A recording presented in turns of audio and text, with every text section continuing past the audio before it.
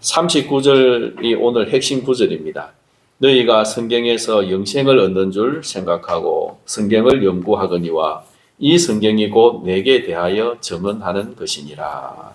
아멘.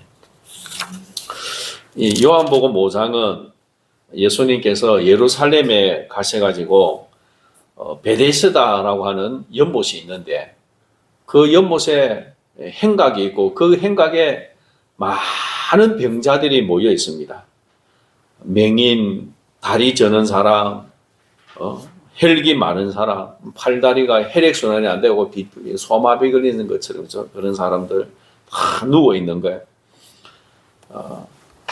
그런데 천사가 와서 그 베데스다 연못에 물을 한번 훅 휘저어버리면 물이 한번 쑥 움직여 나면 그게 제일 먼저 뛰어 들어가는 사람은 병이 낫는데 여러분 진짜일까요? 가짜일까요? 예. 이 병자들이 뭐 병이 낫지도 않는데 이래 모여 있지는 않겠죠, 그죠? 누군가 한 사람은 나으니까 모여 있지 않겠습니까? 그래서 그런 또 하나님께서 뭔가 메시지를 주시기 위해서 그런 기적을 행할 수도 있잖아요. 그런데 오늘 이제 아마 이 사건을 위해서 하나님께서 그렇게 하신지도 모르겠습니다. 예수님이 거기에 가니까 수많은 병자들이 있는 거예요. 그런데 거기에 38년 된 병자가 있었습니다. 38년 동안 누워서 일어나지를 못하는 거예요. 야, 여러분 38년 동안 아파서 누워 있다라고 생각해 보세요. 여러분 몇 년만 아파서 누워 있어도 집이 망합니다. 38년 동안 아파서 누워서 있는 거예요. 거기에서 이제 천사가 와서 물 한번 쫙 물 움직여 나면 제일 먼저 가면 병이 나니까 그 기대하고 있는데 누워서 일어나지를 못하니까 거기에 병자들이 당신이 여기서 잘 오래됐으니 오늘은 우리가 당신 부축해서 데려갈 테니까 당신 먼저 가서 나으세요 라고 하는 사람이 있겠습니까? 다 아프니까 내부터 살고 보자는 거예요. 그래서 먼저 가는 사람 뒤에서 다리 잡아가 그걸 넘어뜨리고, 그죠? 먼저 뛰어가겠죠. 그러니까 이 38년 된 병자는 일어나지도 못하니까 누군가가 부축해서 데려가지 않으면 못 가니까 늘 그냥 그 자리에 있는 거예요. 그래서 예수님이 보니까 병이 오래된 거 다 아시잖아요. 그래서 네가 낫고자 하느냐 물어보고, 네가 낫고자 하느냐. 예수님도 참 실없는 질문을 하십니다. 병 낫지 않기 원하는 사람이 어디 있겠어요? 병 나으려고 여기 와 있는 거 예수님 몰라서 묻겠습니까? 그죠?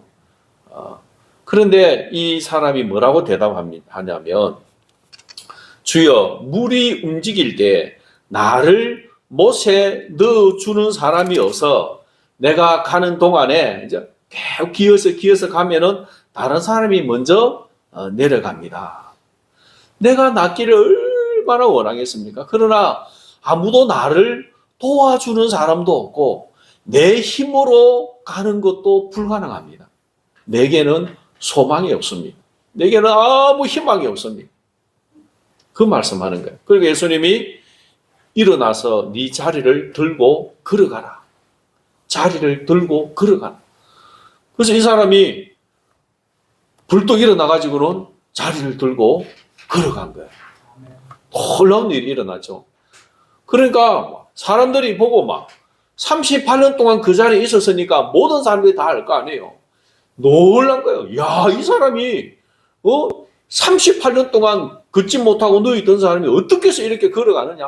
놀래가지고 너 어떻게 해서 이렇게 걸어가느냐. 그러면서 그날이 안식일인데 자리를 들고 예수님이 가라고 했잖아요.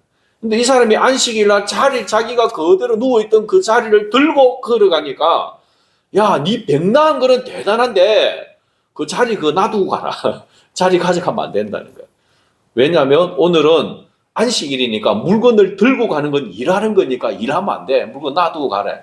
그러니까 이 사람이 뭐라고 했냐면, 나를 고쳐주신 분이 자리를 들고 가라고 했다. 그래서 나는 자리 들고 갈 거야 하는 거예요. 그러니까 네 고쳐준 사람이 누군데? 그러니까 예수님이 자리에 피해버렸잖아요. 나도 모르겠다. 근데 나중에 예수님이 이 사람을 찾아와서 만나가지고 뭘 하시냐면 더 중한 병이 생기지 않도록 다시는 죄를 범하지 말라. 그러니까 이 사람이 병 걸린 것은 뭐 때문에 병이 걸렸다는 거예요? 예, 죄 때문에 걸렸다는 거예요. 그래서 이제 너의 병을 고쳐준 것은 너의 죄도 사함받았다. 그러니 다시는 죄를 짓지 마라. 죄 지으면 더 중한 병이 생길 수도 있다는 거죠. 그러니까 이 사람이 나를 고쳐주는 분은 예수님이다. 이제 예수님을 알았잖아요. 그래서 소문을 내니까 유대인들이 예수님에게 찾아와가지고 막 따지는 거예요. 아니, 안식일에 병을 고쳐주는 것도 안 되고, 또, 그냥 걸어가라고 해야지. 왜 자리를 들고 걸어가라고 하느냐? 왜 안식일을 어기느냐는 거죠. 그러니까 예수님이 거기에서 이제 논쟁을 하시잖아요. 내 아버지께서 지금까지 일하시니 나도 일한다. 여러분, 이 말이 참 어려운 말이에요. 예수님이 내 아버지께서 지금까지, 이제까지 일하시니 나도 일한다. 여기서 지금까지, 이제까지라고 하는 말은 하루를 말하는 게 아니에요. 이 안식일을 말하는 게 아니고 하나님의 창조 때부터 지금까지라는 뜻이에요. 하나님이 6일 동안 천지를 창조하시고 7일째 뭐 하셨습니까? 안식일 했잖아요. 그러면 하나님의 안식은 지금까지 안식이 계속 이어져 오는 거겠죠. 근데 제가 여러분 몇 번 말씀했잖아요. 그죠? 하나님의 안식은 뭐라고 했습니까? 하나님이 너무 힘들어서 가만히 지금 수천 년 동안 아무것도 안 하고 가만히 쉬는 게 안식이 아니죠. 그죠? 하나님은 피곤해서 안식한 게 아니고 하나님의 안식은 뭐냐면 모든 피조물들 그 아담을 필두로 한 에덴 동산에서 하나님을 예배하는 그 예배를 받으시고 영광을 얻으시고 모든 피조물에게 안식을 주시는 겁니다. 그래서 아담과 하와가 그 모든 피조물이 하나님을 예배함으로 하나님이 오셔서 영광을 얻으시고 그 하나님이 주시는 참된 만족과 기쁨과 그 연합의 기쁨을 누리는 거예요. 그게 하나님과 인간이 연합이에요. 연합. 그래서 하나님이 주시는 그 안식을 인간이 즐거워하고 기뻐하고 영생을 맛보고 누리는 거예요. 그런데 인간이 죄를 지음으로 뭐가 깨졌습니까? 하나님과 연합이 깨어지잖아요. 에덴 동산에서 추방을 당하잖아요. 안식 없는 광야의 인생을 사는 거예요. 죄로 인하여 고통을 당하고 그래서 하나님이 주시는 안식을 누리지 못하는 거죠. 그래서 하나님은 무슨 일을 하시느냐면 우리에게 안식을 주시기 위해서 계속 일하시는 거예요. 그래서 모세를 보내서 이스라엘 백성들을 안식 없는 애굽 땅에서 이끌어내어서 안식을 주시고 말씀을 주시면서 또 제사 제대를 통해서 너희들의 죄를 회개하고 나와의 연합을 다시 회복해라. 그래야 안식을 누릴 수 있다. 계속 말씀하시고 마지막 날에 이 안식을 이제 확실하게 주시기 위해서 누구를 보내주셨습니까? 예수님을 보내주시는 거예요. 예수님. 그 예수님 뭐라고 하시죠? 수고하고 무거운 짐진 자들아 다 내게로 오라. 내가 너희를 쉬게 하리라. 예수님 안에 가면 우리의 죄가 용서받고 묵은 죄의 짐이 벗겨지고 예수님을 통해서 하나님 아버지 앞에 나아가고 하나님을 예배하고 하나님이 주시는 안식을 누리는 거예요. 그래서 예수님의 말씀은 내 아버지께서 인간이 안식을 잃은 그때부터 안식을 주시기 위해서 계속 지금까지 일하고 계신다. 그래서 나를 보내셨고 그래서 나도 이 안식일 날 안식을 주는 것이 당연하다는 거죠. 유대인들의 안식은 뭐였어요? 일을 하지 않는 게 안식인 거예요. 안식일 날은 가만히 있는 거예요. 그죠? 일 안 하는 게 안식입니다. 밥도 금요일 날 미리 해놔야 돼요. 토요일이 안식일이니까 토요일 일하면 안 돼요. 금요일 미리 해놨다가 토요일 날 먹기만 해야 되는 거예요. 그럼 유학 가신 분이 이야기를 해주더라고요. 누가 자기를 유대인이 안식일 날 부른대요. 그래 가보면 저 불 좀 끄더라는데 스위치 탁 끄는 거 있잖아요. 스위치 끄고 켜고 하는 것도 일이기 때문에 자기 불러갖고 좀 끄달라고 하는 거예요. 그리고 지금도 유대인들은요 안식일을 얼마나 철저히 지키냐면 토요일 되면 그래서 장사를 하면 안 되잖아요. 그런데 토요일 돼도 어쩔 수 없이 장사를 해야 되는 일을 해야 되는 게 있잖아요. 그죠? 그러면은 이 토요일 안식일에는 미리 팔레스타인 사람들이나 또 외국인들과 계약을 맺어요. 요 안식일만 당신이 사장해라, 사장. 그래서 그 사람에게 사장이 일을 맡기고 그 사람이 회사를 경영하게 하고 유대인들은 쉬는 거예요. 그만큼 안식일을 철저히 지킵니다. 그러니까 유대인들의 안식의 개념은 뭐냐면 일을 안 하는 거예요. 하나님이 6일 동안 천지 창조하시고 쉬었기 때문에 우리도 쉬는 거라는 거죠. 그런데 예수님의 안식의 개념은 뭐냐면 안식일에 안식을 주는 것이 안식이라는 거예요. 그래서 질병으로 고통당하는 사람은 안식이 없잖아요. 얼마나 힘들어요. 그래서 주일, 일요일, 안식일 날 병을 고쳐주시고 안식을 주시는 거죠. 그리고 38년 동안 그 자리에서 누워 있어지니까 얼마나 힘들겠어요. 집으로 가고 싶잖아요. 그래서 안식일 날 이 자리를 들고 집에 가서 편안하게 가족과 안식을 누리라는 거예요. 그 자리를 들고 집으로 가라는 거예요. 그게 안식을 주시는 거고 참 안식이잖아요. 근데 유대인들은 그러면 안 된다는 거예요. 안식일 날 자리를 들고 가면 안 된다는 거죠. 근데 여러분, 여기서 우리가 예수님이 우연히 38년 된 병자를 고친 게 아니에요. 거기에 병자가 많다고 했잖아요. 그죠? 그런데 왜 하필 38년 된 병자를 고치셨고, 그리고 왜 이 환자가 38년 동안 아파 있었고, 그 병의 원인이 죄라고 하는 것을 성경에서 기록하고 있을까요? 왜 이렇게 기록을 하고 있을까요? 이것은요, 예수님께서 유대인들에게 교훈을 주는 거예요. 유대인들에게. 여러분, 이스라엘 백성들이 광야 생활, 이 시내산에 가가지고 한 1년 몇 개월 머물다가 가데스 바네아에 가가지고 정탐꾼을 보냈는데 우리는 그들에 비하면 메뚜기입니다 해가지고 못 들어간다 해가지고 하나님이 광야 그 40일 정탐한 것을 하루를 1년으로 해서 40년 동안 광야 생활을 하게 했잖아요. 그죠? 그런데 하나님이 너희들의 죄로 인해서 광야에 못 들어간다, 광야 생활해라 하고 한 그때부터 광야 생활은 38년입니다. 그러니까 출애굽에서 시내산에 가서 성막을 만들고 그때까지가 1년 8개월이 걸리고 본격적인 광야 생활은 죄로 인한 광야 생활은 38년이에요. 38년. 그리고 통틀어서 40년이고 죄 때문에 광야 생활한 것은 38년이에요. 38년 동안 이스라엘 백성들은 안식이 있었습니까? 안식이 없었어요. 하나님이 그들을 낮추시고 시험을 하셨습니다. 너희들이 나를 불신해서 가나안 땅에 못 들어간다고 했는데 너희들이 내 말을 들어야 사는 것을 가르쳐 주겠다고 교훈하신 거예요. 그래서 38년 동안 뭘 먹고 살았습니까? 만나를 먹고 살았는 거예요. 하늘에서 내려준 만나가 좋은 것이지만 여러분, 아침에도 만나, 저녁에도 만나, 내일도 만나, 모레도 만나. 40년 동안 만나만 먹어보세요. 좋겠습니까? 고기도 먹고 싶고, 그죠? 양념해가지고, 양념 버무는 야채도 먹고 싶고, 다양한 음식을 먹고 싶은데, 그 만나만 먹어야 되는 거예요. 그것은 하나님의 은혜인가 동시에 연단이었습니다. 너희들이 내 말을 불신했지, 나를 믿어야만 사는 것을 알게 해주겠다. 그래서 하늘에서 내려오는 만나는 하나님의 말씀을 상징하는 거예요. 그 말씀만 붙들고 살아야 된다는 걸 훈련시킨 거죠. 그리고 옷도 신발도 환불 가지고 살아야 되는 거예요. 어디 가서 사올 수도 없잖아요. 그런데 하나님이 신발이 안 떨어지게, 옷이 안 낡아지게 해주셨대요. 여러분, 옷도 좀 바꿔 입고, 그죠? 계절 따라 바꿔 입고 좋은 옷 입고 싶잖아요. 근데 40년 동안 신발 한 켤레, 옷 한 벌 가지고 입고 살아야 되는 거예요. 물론 뭐 몇 가지 갈아입긴 하겠지만, 사실은 광야 생활이요, 이스라엘 백성들에게는 고된 시간이었고, 연단의 시간이었고, 힘든 시간이었습니다. 그 고난과 연단과 힘든 시간을 보내야 됐던 이유가 뭐라고요? 죄 때문이라는 거죠. 죄.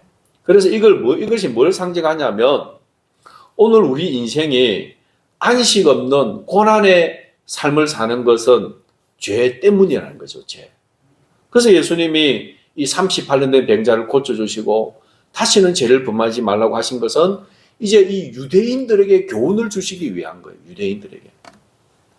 그러니까 유대인들은 이제 예수님하고 이 안식일 논쟁이 붙어가지고 예수님은 너희들이 안식을 누리기 위해서는 나를 믿어야 된다라고 이야기하는데 유대인들은 당신은 안식일을 범했고 또 하나님 내 아버지께서 지금까지 일하고 하신다고 했는데 하나님을 내 아버지라고 해서 신성모독죄를 지었다. 그래서 당신은 죽어야 된다는 거죠. 그래서 예수님과 유대인들과의 논쟁의 결과가 뭐냐면 유대인들이 예수님을 죽이려고 했다는 거죠. 죽이려고 했다는 거죠. 5장 18절을 한번 볼까요? 유대인들이 이로 말미암아 더욱 예수를 죽이고자 하더라. 죽이고자. 안식일을 범할 뿐만 아니라 하나님을 자기의 친아버지라 하여 자기를 하나님과 동등으로 삼으심이라. 유대인들이 본격적으로 예수를 죽이려고 결심한 사건이 38년 된 병자를 고친 사건입니다. 이때부터 예수님을 죽이려고 작정을 한 거예요. 그래서 예수님이 이제 유대인들하고 논쟁을 하는 거죠. 내가 하는 것이 얼마나 정당한가 논쟁을 하는 거예요. 이제 그 여러 가지 논쟁 중에 오늘 읽었던 말씀은 유대인들 너희들의 신앙의 실패의 원인이 뭔지, 너희들이 왜 신앙에 실패하는지 예수님이 지적을 해주고 있습니다. 그래서 예수님이 세 가지로 나를 믿을 수밖에 없는 증거 세 가지를 이야기해 주죠. 첫 번째는 세례 요한이 증거했다. 세례 요한이. 그래서 세례 요한이 예수님을 보고 뭐라고 했습니까? 세상 죄를 지우고 가는 하나님의 어린 양이다. 예수님을 증거했죠. 그리고 두 번째는 예수님이 행하는 표적. 그 표적은 단순한 표적이 아니고 하나님이 예수님을 보냈다라고 하는 증거이죠. 그 표적을 너희들이 보고 나를 믿어야 된다는 거죠. 그리고 세 번째는 하나님이 직접 나에 대해서 증거했다. 많은 사람들이 있을 때 하늘에서 예수님이 세례받고 올라올 때 하늘에서 음성이 들렸잖아요. 이는 내 사랑하는 자여 내 기뻐하는 자라. 너희는 그의 말을 들으라. 그리고 하늘에서 성령이 임했잖아요. 그래서 하나님의 증거가 있었습니다. 그럼에도 불구하고 유대인들이 예수님을 믿지 못했습니다. 그 이유가 뭐냐는 거죠. 그 논쟁을 오늘 우리가 읽은 본문인데 사실 읽어보면 여러분 무슨 말인지 좀 이해가 잘 안 되잖아요. 그죠? 그래서 제가 한번 대화식으로 쉽게 한번 재구성을 해봤습니다. 그래서 예수님이 유대인들에게 하나님이 보내신 이를 믿지 않기 때문에 하나님의 말씀이 너희 속에 거하지 않는다. 이 말씀이 좀 어렵게 보이지만 너희들이 나를 믿지 않기 때문에 말씀이 없고 그리고 말씀이 없기 때문에 나를 못 믿는다. 이런 거죠. 여러분 심해에 사는 그 물고기들은 눈이 어떻게 됐을까요? 빛을 보지 못하니까 눈이 태아가 되었습니다. 자, 본래부터 눈이 태아된 게 아니고 빛을 안 보니까 눈이 태아돼서 못 보게 되고 못 보게 되니까 빛을 못 보게 되잖아요. 그죠? 그것처럼 유대인들이 말씀이 없으니까 예수님을 못 믿게 되고 예수님을 안 믿으니까 여전히 그들 속에는 말씀이 없다는 그런 말씀이에요. 그러니까 너희들이 나를 믿지 않으려고 작정을 하고 있으니까 이 말씀이 너희들 속에 안 들어간다는 거죠. 그리고 또 말씀에 대한 태도가 너희들이 잘못되어 있으니까 나를 믿을 수도 없다. 그 말인 거죠. 그러니까 유대인들은 뭐라고 하냐면 우리는 성경을 잘 알고 있습니다. 우리는 성경을 어릴 때부터 성경을 율법을 배우고 잘 공부하고 알고 있다는 거죠. 그러니까 예수님이 너희는 영생을 얻기 위해서 성경을 연구한다. 그러나 이 성경은 이 내게 대해서 기록하고 있는데 너희들은 영생을 얻기 위해서 내게 오지 않는다. 그러니까 유대인들은 우리는 영생을 얻기 위해 율법을 지키려고 노력하고 있습니다. 열 때부터 율법을 공부하고 그 율법을 지키려고 열심히 노력하고 있다는 거죠. 그 증거가 뭐냐면 여러분 마가복음 10장 17절 누가복음 10장 25절 한번 읽어봅시다. 예수께서 길에 나가실 새 한 사람이 달려와서 끌어앉아 묻자오되 선한 선생님이여 내가 무엇을 하여야 영생을 얻으리까? 어떤 율법 교사가 일어나 예수를 시험하여 이르되 선생님이여 내가 무엇을 하여야 영생을 얻으리까? 자, 마가복음 10장에 나오는 한 청년은 정말 진지하게 예수님에게 물어봅니다. 선한 선생님이여 내가 무엇을 하여 영생을 얻으리까? 그러니까 예수님이 율법을 지키라 하는 거죠. 그러니까 이 청년은 내가 어렸을 때부터 율법을 지켰습니다. 어렸을 때부터 말씀 교육받고 율법을 지켰습니다. 그런데 이 청년의 마음에는 뭐가 없다는 거예요? 구원의 확신이 없는 거예요. 내가 하나님의 자녀가 되고 영원한 생명을 얻었다는 확신이 없고 늘 죄책감에 괴로워하고 불안한 거죠. 그러니까 이 율법을 내가 다 지켰는데 무엇을 더 해야 영생을 얻을 수 있습니까? 라고 물어보는 거예요. 그 예수님의 대답이 뭐였죠? 재산을 팔아 가난한 사람 주고 너는 나를 따르라. 나에게 와야 영생을 얻는다는 말씀해 주시죠. 그러니까 유대인들의 관심은 뭐냐면 내가 영생을 얻기 위해서 열심히 율법을 지키는 거예요. 내가 열심히 노력하는 거죠. 그리고 누가복음의 율법 교사도 예수를 시험하여 보는 거죠. 우리가 다 이 율법 교사는 우리는 율법을 잘 알고 율법을 잘 지키고 있는데도 영생의 확신이 없는데 당신은 우리가 무엇을 해야 영생을 얻을 수 있다고 생각합니까? 라고 시험을 해보는 거예요.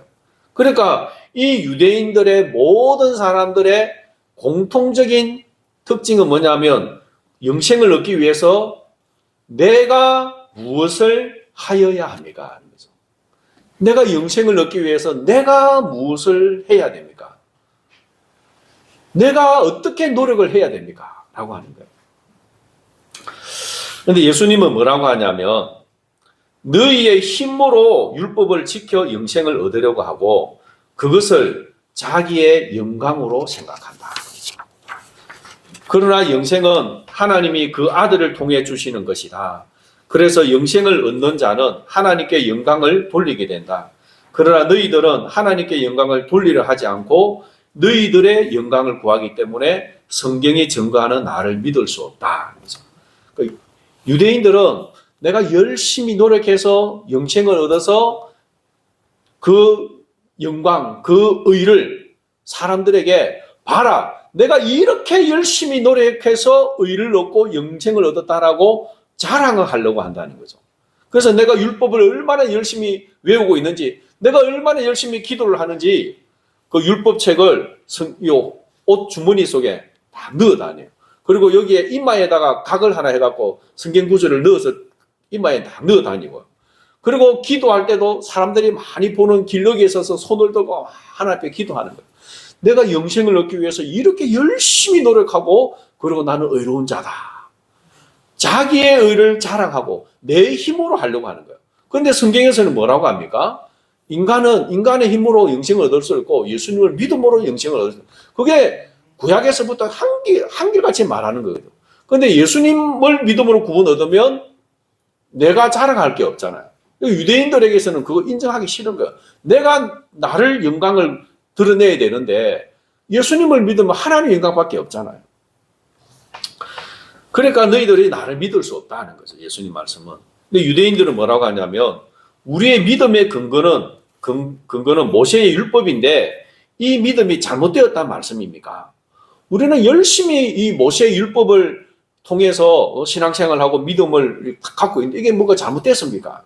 예수님은 모세가 너희를 고발할 것이다. 너희가 모세를 믿었더라면 나를 믿었을 것이다. 이 말은 뭐냐? 모세가 기록하고 있는 그 성경의 내용을 이들은 정확하게 안 받아들이고 있다는 거죠. 믿지 않고 있다는 거죠. 왜냐하면 모세는 내게 대하여 기록했기 때문이다. 너희들은 모세의 글을 이해하지 못하고 있다. 유대인들이 묻습니다. 모세가 당신에 대해 기록했다고요? 예수님은 너희는 모세의 글도 믿지 않는데 어찌 내 말을 믿겠느냐. 그러니까 유대인들은 율법에 대해서 정통하지만 모세가 기록한 새 언약에 관한 거죠. 나와 같은 선지자 하나를 세울 것이라. 그를 통해서 새 언약을 통해 구원받는다고 하는 인간의 전적인 무능함과 하나님의 은혜로 구원받는다라고 하는 그 모세의 글을 모르고 있는 거예요. 무시하고 있는 거예요. 모세의 율법을 통해 내가 얼마나 율법을 잘 지켜서 내가 내 의를 자랑하고 영생을 얻게 된 것인가. 여기에 관심이 가 있으니까 모세의 말을 믿지 않는 거예요. 그래서 여러분, 유대인 신앙의 실패의 원인이 무엇인가 하면 첫 번째는 성경을 대하는 태도에 문제가 있습니다. 성경을 열심히 읽기는 있는데 성경을 잘못 읽고 있는 거죠. 내가 율법을 잘 지켜서 영생을 얻자. 그래서 나의 의를 사람들 앞에 자랑하자. 자기들의 무능력함을 인정하지 않기에 하나님이 성경을 통해서 말씀하시는 참 의미를 깨닫지 못합니다. 그러면 구원에 이르는 올바른 신앙은 무엇일까요? 38년 된 병자가 나를 못에 넣어주는 사람이 없습니다 고 말한 것은 그를 도와주는 사람도 없고 자기 능력으로도 불가능함을 고백한 것이죠. 예수님이 아까 제가 초반에 이야기했잖아요. 네가 낫고자 하느냐. 아니 예수님이 그렇게 실없는 질문을 하시는 이유가 뭡니까? 병 낫기 위해서 38년 동안 기다리는 환자에게 네가 낫기를 원하느냐. 그게 말이라고 질문하는 거예요. 예수님이 질문한 의도가 여기에 있는 거예요. 내가 낫기를 원하지만 내 힘으로는 불가능하고 나를 도와주는 사람도 아무도 없습니다. 나는 정말 절대 절망에 빠져 있습니다. 그것 고백하기를 그 고백을 듣기 원해서 질문하신 거예요. 그래서 이 말씀은 뭡니까? 우리 유대인들에게도 해당이 되는 거예요.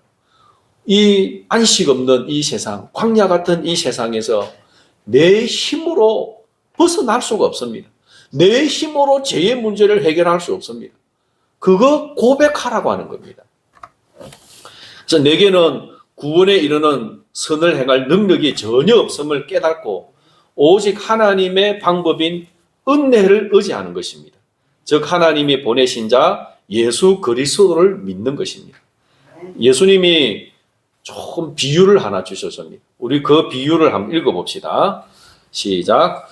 또 자기를 어렵다고 믿고 다른 사람을 멸시하는 자들에게 이 비유로 말씀하시되 두 사람이 기도하러 성전에 올라가니 하나는 바리새인이요 하나는 세리라.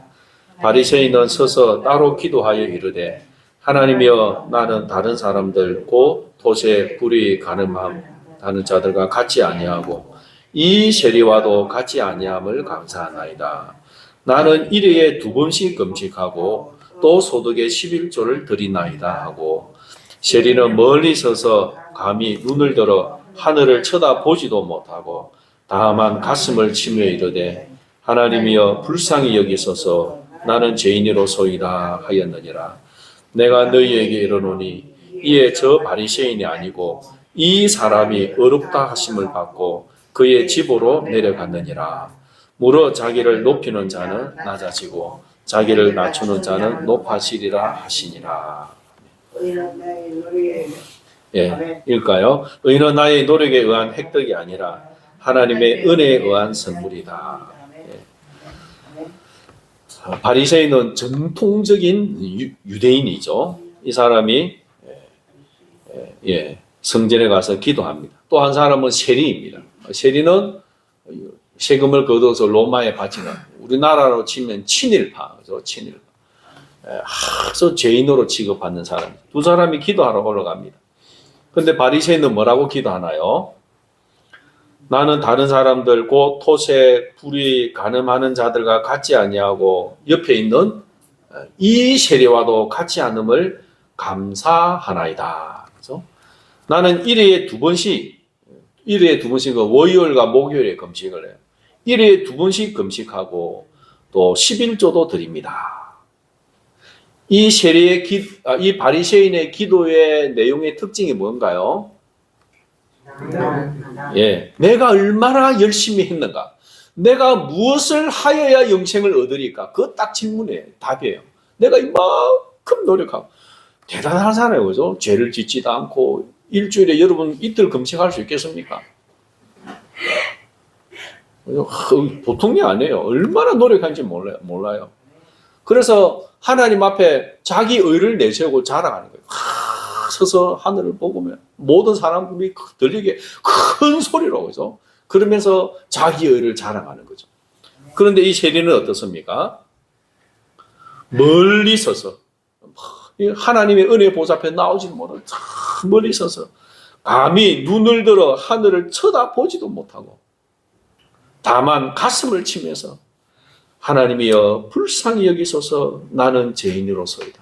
하나님 저를 불쌍히 여겨주세요. 저는 죄인입니다. 내 힘으로 이 죄에서 벗어날 수 없습니다. 하나님 나를 불쌍히 여겨주십시오. 그런데 이 두 사람이 기도하고 내려갔는데 누가 더 어렵다함을 받았습니까? 세리가 어렵다함을 받았다. 하나님이 세리를 보고 어렵다. 아니 세리는 이스라엘 민족의 배신자고, 그죠? 이 바리새인은 정말 율법에 열심히 있는 사람인데 어떻게 하나님이 이 세리를 더 어렵다고 해줍니까? 무엇 때문입니까? 네. 하나님의 은혜를 의지한 겁니다. 우리 인간의 힘으로는 불가능한 거예요. 불가능한 거예요. 근본적으로 인간은 죄인이고 내 힘으로는 불가능한 거예요. 그렇죠? 내 힘으로 하려고 하는 그것은 하나님의 은혜를 헛되이 여기는 거죠. 그래서 여러분 우리의 가장 좋은 기도가 무슨 기도일까요? 하나님이여 나를 불쌍히 여기소서. 나는 죄인입니다. 하나님 저를 불쌍히 여겨주십시오. 우리의 구원의 문제뿐만 아니고 우리의 인생의 여러 문제들 앞에서도 내 앞길이 막막할 때, 내 힘으로 어떻게 할 수 없을 때 하나님 앞에 엎드려서 하나님 나를 불쌍히 여겨주십시오. 하나님 저를 불쌍히 여겨주십시오. 아무도 나를 도와주는 사람도 없고 내 힘으로도 할 수가 없습니다. 하나님이 저를 도와주십시오. 하나님을 의지하는 기도가 하나님이 가장 기뻐하시는 기도입니다. 그래서 우리가 나중에 하나님 앞에 가서 무슨 고백하겠습니까? 모든 것이 하나님의 은혜입니다. 모든 영광 하나님께 돌려드립니다. 하나님은 하나님의 영광을 다른 피조물에게 절대 빼앗기지 않습니다. 만약에 이 바리새인이 열심히 의를 행해가지고 구원을 얻어서 하나님 앞에 섰으면 뭐 하겠어요? 이런 기도 하겠죠. 그죠? 하나님 내가 일주일에 2번씩 금식하고 죄 안 짓고 해가지고 이 영광을 얻었습니다. 하나님 저 대단하죠. 자기 의를 자랑하는 거야. 그리고 다른 사람들 야 너는 그게 뭐고 그죠? 무시하겠죠. 무시하겠죠. 사람 판단하고 비난하고. 그러나 하나님의 은혜로 구원받은 사람은 겸손하겠죠. 다른 사람을 높여주겠죠. 하나님에게만 영광을 돌리게 되겠죠. 이것이 하나님의 구원의 방법입니다. 지금 예수님이 이 말씀을 유대인들에게 해주고 계시는 거예요. 그런데 유대인들은 깨닫기는커녕 오히려 예수님 죽이려고 달려드는 거죠. 여러분 결론을 우리 같이 한번 읽어봅시다. 요한복음 17장 3절 영생은 곧 유일하신 참 하나님과 그가 보내신 자 예수 그리스도를 아는 것입니다. 아는는 경험적으로 아는 것을 말합니다. 예수 그리스도를 영접하고 의지하고 예배하고 말씀과 기도로 풍성한 경험을 하십시오. 그리고 그 은혜에 감사하여 즐거이 율법을 순종하십시오. 그러면 율법의 축복들을 받게 될 것입니다. 그리고 성도의 교제를 통해 그것을 나누십시오. 그러면 성도의 하나됨의 즐거움을 누리게 될 것입니다. 이런 삶이 영생을 누리는 삶입니다. 우리가 은혜로 구원을 받았습니다. 그렇다고 율법을 내팽개치면 안 되는 거예요. 이제는 구원받기 위해서 율법을 지키는 게 아니고 하나님의 은혜에 감사해서 즐거이 율법을 순종하는 거예요. 그러면 율법에 약속하신 모든 축복을 받게 됩니다. 그리고 우리가 이 땅에서는 혼자 사는 게 아니잖아요. 성도가 함께 살아가잖아요. 그래서 성도의 교제를 나누는 거예요. 서로에 위해서 기도해주고 은혜 받았던 거 나누고 어려운 거 나누면서 서로 위해 기도해주면서 성도의 하나됨을 즐거움을 누리며 이 땅을 그렇게 살아가는 것이 영생을 누리는 삶이고 이 땅에서의 삶이 영원한 천국으로 이어가게 될 줄 믿습니다. 찬송가 303장입니다.